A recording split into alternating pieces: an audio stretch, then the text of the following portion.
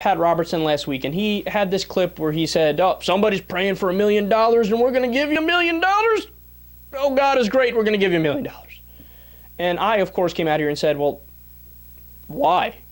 Why would God give somebody praying for $1 million $1 million when there's another girl praying to not have her tumor kill her? There's somebody else praying to end their leukemia. There's another person praying that their mother could meet the rent so they don't get kicked out on the street.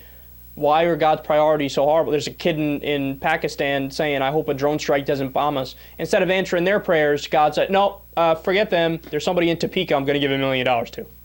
What kind of priorities does God have? God doesn't sound so intelligent, does he? Right? Well, now Pat Robertson, I don't know if he caught wind of he got a whole heap of criticism from a whole bunch of different people. I don't know whether he heard it or didn't hear it, but now Pat Robertson is out there going, I got you, silly libs. Turns out, Pat Robertson for the win. Somebody got $1 million. Go. We're going to join together praying for you. And right now, what's your problem? There's nothing impossible with God. Nothing is impossible with God. By the way, on this program the other day, the Lord gave me a word of knowledge that somebody was getting $1 million. Right? Mm-hmm, I did. I talked to a businessman a couple of days ago. He said, you had that word. I said, yeah. He said, I'm just getting a check for $1.1 billion from BP unexpectedly.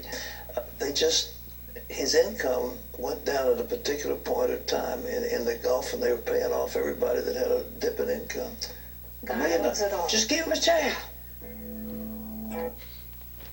I love that, man. I love that for so many reasons. So,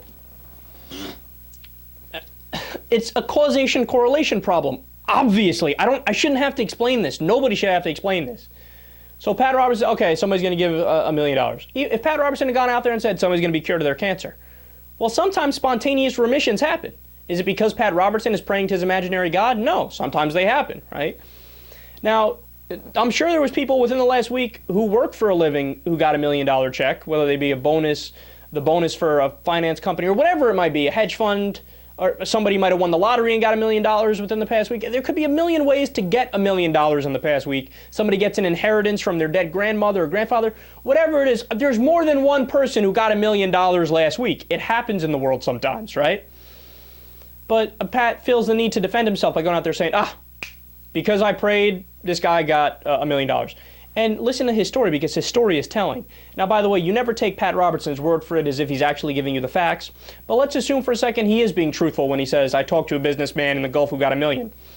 Dude, we covered the settlement. We covered the settlement from BP, where they had to pay billions of dollars as part of the conclusion and the agreement reached with the court, right? And they have been giving money to fishermen and people affected by the oil spill in that area for a while now. So if somebody got a $1.1 million check, it's not because Pat Robertson prayed, it's because of the legal system.